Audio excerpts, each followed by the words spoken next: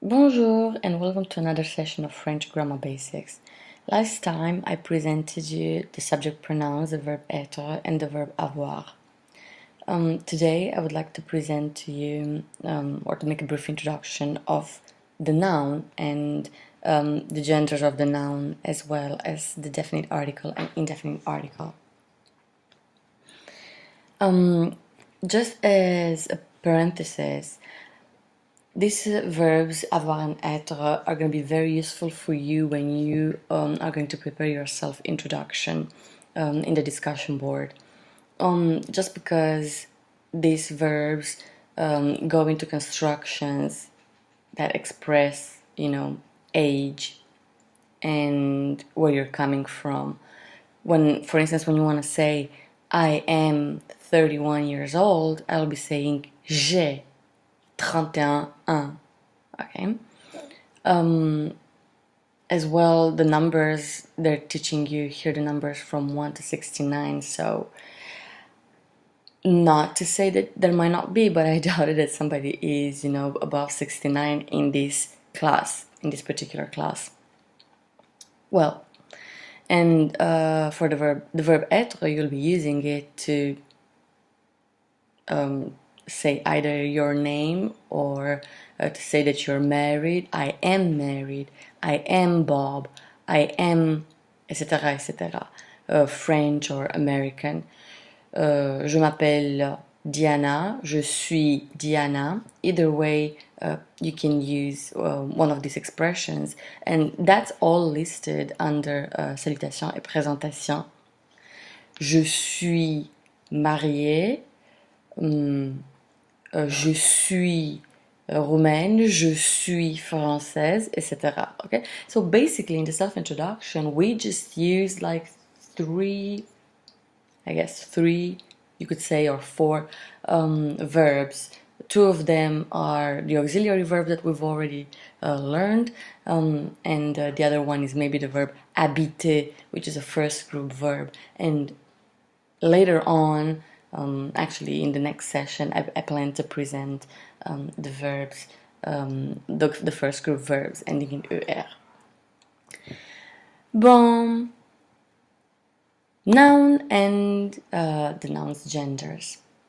This might be a new grammar concept for the English speaker because you don't really have that in English language, separating the nouns or having the nouns fall into two different categories, feminine nouns or masculine nouns.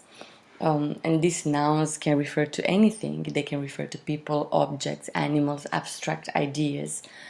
Well, that's a characteristic of the European languages. French only has masculine and feminine gender because there are other languages having a third gender, and that's the neutral. One of the questions, the most frequently asked questions, is how do I know? How do I know? How can I tell from the context? When I'm talking about the house, for instance, how do I know what nouns fall into the masculine category and what nouns fall into the feminine category? Well, that's a tricky one because there is not one rule or one definition fits all. There are some rule of thumbs, and we're going to try to explain them. But just so you know, I think that whenever in doubt, it's best to look in the dictionary.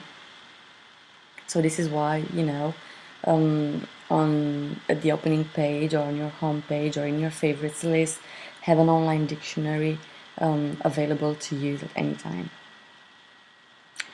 Bon.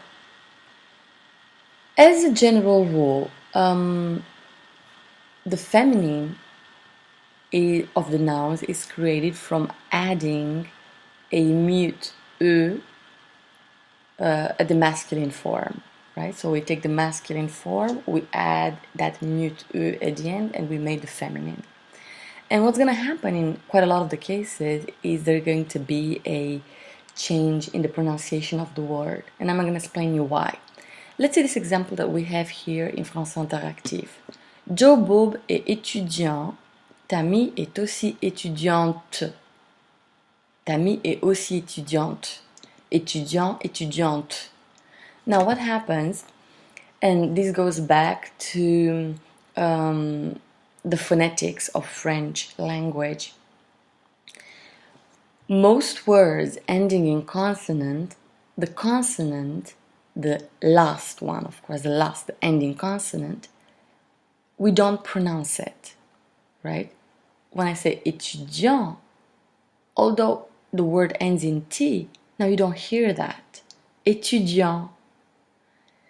Now in feminine, when I add that mute E, which is the mark of feminine, the consonant becomes sonore. So now we can hear it. Étudiante, étudiante. Okay? So the mute E, in a sense, makes the mute consonant sonore. And that's pretty much across the board. Of course, there are other cases where adding a mute E, especially if the masculine already ends in vowel, it's not gonna affect the pronunciation anyway. Tex est ami avec Joe Bob. Tammy est aussi ami avec Joe Bob. Okay, ami, ami. Now we know from the context that Tex is masculine. It's, you know, a masculine friend, a male friend, and Tammy is a female friend, but the pronunciation is the same. There are other cases when the feminine form of the noun changes more dramatically. Par exemple, je suis serveur. Je ne suis pas serveuse. So then we can draw maybe the conclusion and a rule that masculine nouns ending in er, they're going to have the feminine in euse. Serveur, serveuse. Je suis musicien. Je ne suis pas musicienne. And then we can draw the general conclusion that masculine nouns ending in ien are going to have the feminine in ienne. Italien, italienne. Canadien, canadienne. Ukrainien, ukrainienne. Je suis un séducteur. Je suis une séductrice. Maybe then we can draw the general conclusion that masculine nouns ending in ter, they're going to make the feminine in trice. Like acteur, actrice. There are going to be some exceptions from that, like chanteur, singer, chanteuse. So this is why I'm saying we can draw a general conclusion, but there can always be an exception. So we want to look into that until we get used to the language, because really the vocabulary and the form of the noun and the gender, that comes, we learn that, we acquire that through experience, you know, through the frequency that we see those and we use those nouns with. Pour le travail, je ne suis pas champion. C'est moi qui suis championne. Champion, championne. Je suis le copain de Tammy. Je suis la copine de Tex. Le copain, la copine. Très bien. We have also those nouns who are invariable for gender. I mean, even they have one form both for masculine and feminine. And they can be used both in a, say, masculine context, in a feminine context. Alors, Tex est poète, Rita est secrétaire. We could have also said Tex est secrétaire, Rita est poète. Tex n'est sûrement pas secrétaire, et Rita n'est pas poète non plus. Okay, so whether we're referring to a feminine noun or a masculine noun, poète and secrétaire are invariable. For animals, the gender of animals is often arbitrary. Some animals are always masculine, others are feminine. However, for some animals, there are irregular masculine and feminine forms. Le chat, la chatte. Le chien, la chienne. Le coq, la poule. Le bœuf, le taureau, la vache. For objects and ideas, more abstract concepts, we can be guided a little bit by the ending of the noun. There are some endings that are typical to masculine nouns and endings specific to feminine nouns. And France Interactive breaks them down, lists them for you. Typical or characteristic masculine endings are âge, main, eau, fun, scope, isme. And those for feminine nouns would be sien, sciant, te, et, ans, ans, I, ur, od, ad, ud. Voilà, and they're giving you some examples. Le fromage, le couteau, le téléphone. Also, a good way of learning some more vocabulary would be to use cognates. Now, cognates are words that are similar in both language, French and English, or loan words, for instance. And we have restaurant, restaurant, American, irresistible, modern, optimist, etc. You're gonna you have to pay attention because the accent or the accentuated syllable in the French word is different from the one in the English word.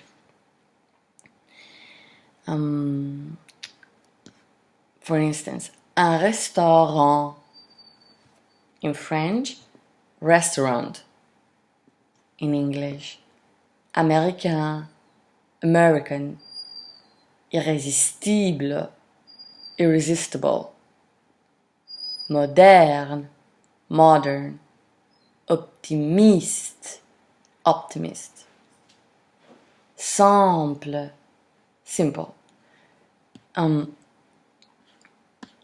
Bon. And so forth and so on. You have quite a good list there, and their endings as well. You can create verbs from English words that you already know, and most of these words, the loan verbs, I would say the loan verbs, are first group verbs. To accept, accepter, a first group verb. It's a verb ending in er. So basically, you would be taking the radical of the verb in English, and you'd be adding the er ending, and then you have a French verb. There you go. To accept, accepter. To adapt, adapter. To adopt, adopter. To compliment, complimenter, etc. Be careful, because these loan words are not always, they don't always have the same meaning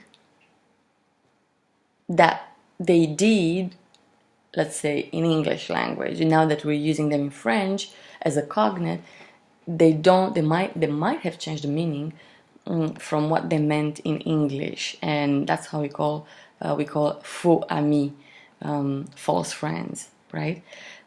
For instance, librairie, it doesn't mean library, it means bookstore. Sensible doesn't mean sensible, it means sensitive, right? Pain obviously doesn't mean pain, it's gonna mean bread, etc. And the stress in English, certain syllables are stressed within a word. In French, however, all syllables are pronounced evenly, except for the last one, which is slightly lengthened. Madame, or madam, madame. Restaurant, restaurant. So you see the last syllable is pronounced slightly lengthened. Decision, décision, etc. This information, you all have it in the file in the textbook called Acquisition Language Training, Module 1, and you can find this file on the Blackboard in the phonetic folder, because it has a lot of references about pronunciation and phonetics, and it also has the audio material embedded in the PDF file. There you go. And that can help you very much practice the sounds, the vowels, the semivowels, the accent, the stress on the syllable when pronouncing. And also some of the events, the phonetic events that I've previously mentioned, liaison et enchaînement. Like you'll have some exercises with liaison. Listen to the following sentence and mark the liaison. You'll be able to listen to the audio. If you have any problem listening to the audio, please drop me a line and I'll be more than happy to email you the PDF file. Alors, les étudiants sont intelligents. Les étudiants sont intelligents. Mes enfants sont adorables. And you see, mes enfants sont adorables. So the ending T from sont, the verb être, sont, and the vowel A from adorable, they are doing that linking. They're pronounced like there would be a syllable in between, in the middle. Nous allons à la mer en été. Leurs amis sont très intéressants. Ils ont 42 ans. Ils habitent tout près des Champs-Élysées. Ils étudient 3 langues étrangères. Le nouvel étudiant réussit aux examens. And so forth and so on. Now, we will go back to our basics and we will continue with the definite and indefinite articles. Definite article.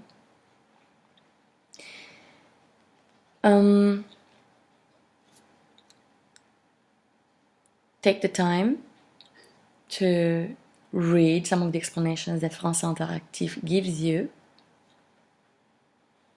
So we have a form for masculine singular, a form for feminine singular, and masculine and feminine plural.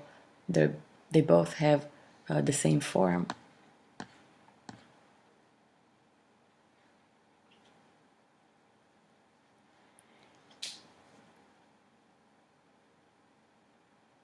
So the definite, it's like the English the. The masculine form is going to be le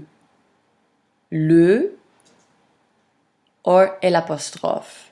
Now, l'apostrophe, in both cases for masculine and feminine, is going to happen when the word, the noun that follows starts with vowel, right? I believe I mentioned that. And we're going to use l'apostrophe. The apostrophe marks the fall of the E, right? For instance, for the child, I'm going to say l'enfant, and not le enfant, l'enfant. Feminine singular is going to be la et l'apostrophe. La fille, la chatte. But for school is a feminine noun, école. I'll be saying l'école, not la école, but l'école, et l'apostrophe. And for both masculine and feminine, the plural is les. Les tatous, les écureuils, les chats, les universités. Be careful, because in plural form you will have the liaison, and both phonetic events, liaison and elision, are explained here. Liaison is the linking, elision is when a sound falls. In the example above, note that le and la both become l'apostrophe when they precede a noun beginning with a vowel or a silent H. L'escargot, l'université, this is called Elysian. Unlike le and la, les does not have a contracted reduced form.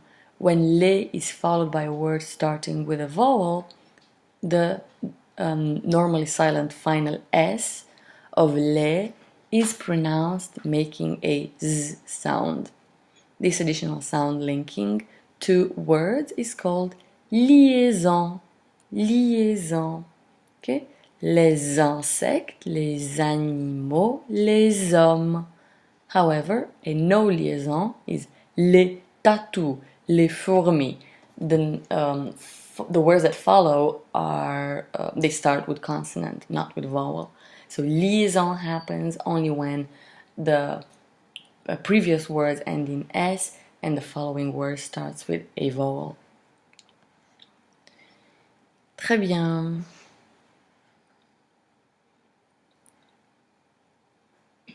And you can read a little bit about the use of the definite article in expressions of likes and dislikes. Tex adore les croissants. Jogo préfère les donuts. Tammy n'aime pas le café. Edouard apprécie la bonne cuisine française. And that's a good way of also learning vocabulary that pertains to liking and disliking. Adorer, aimer, préférer, détester, ne pas aimer, etc. But we will make a point of that a little bit later on. Also, to indicate habitual recurrence, for instance, if you want to break down your daily routine, le matin, Tammy va en cours. L'après-midi, elle va à la bibliothèque. Le lundi, Tex fait son jogging. L'été, il se baigne avec Tammy à Barton Springs. L'hiver, il skie à Purgatory. Voilà, ainsi de suite, with the month, right? Month never require the article, the definite article, or any article for that matter. The days of the week also do not require an article, for instance, where they do not indicate habitual recurrence. Lundi, la rendez-vous avec Tammy. But if it does express a habitual recurrence, then you're going to have the definite article.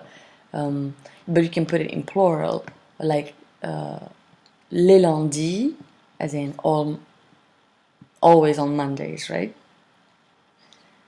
Bon. So you can pause here and take the time to practice before you move on to listening the explanation for the indefinite article, l'article indéfini. Make sure you have your dictionary open. So if you have any doubt as to the gender of the noun, you can look into it. Meanwhile, I will continue presenting the indefinite article, l'article indéfini.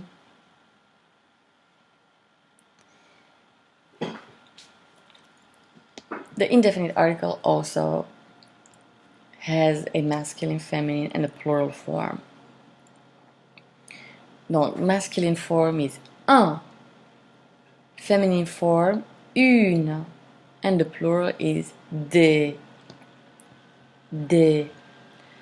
The same phonetic events are available for the plural des.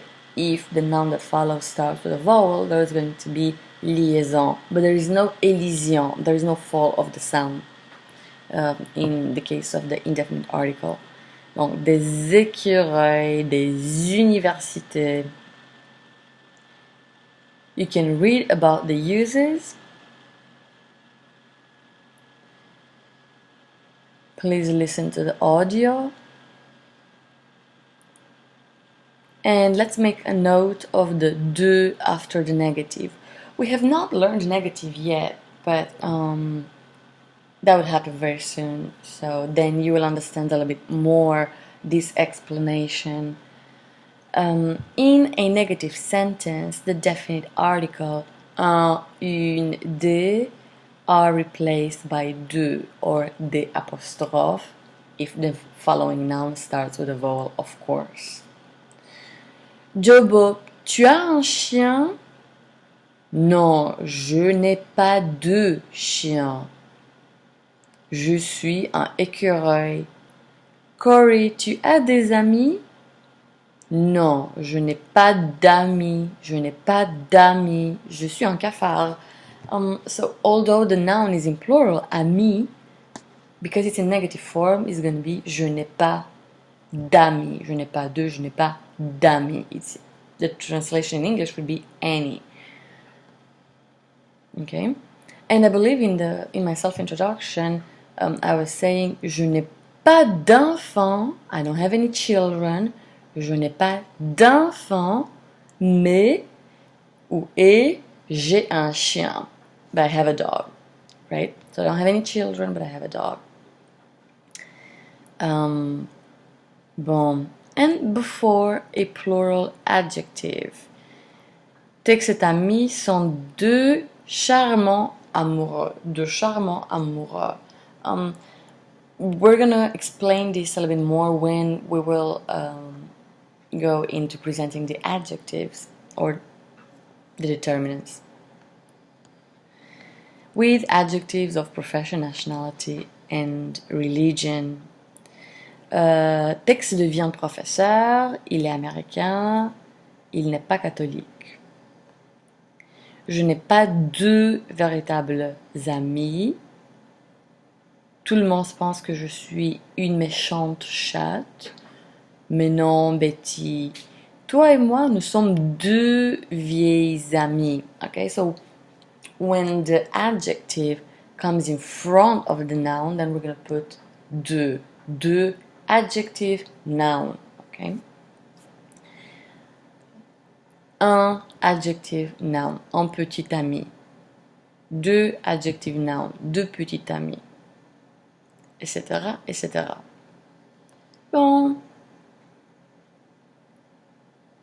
And the exercises and activities at the end of the presentation. And that concludes our presentation of the noun, gender, and determiners, definite article and indefinite article. Donc, Français Interactif and Bon Voyage both have exercise and practice with that. From Bon Voyage, you also have the workbook, so please use it.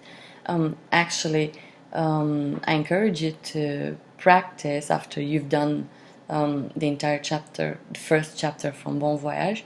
Please practice the activities from the workbook. It's going to give you a better understanding and more confidence of using these basics in context.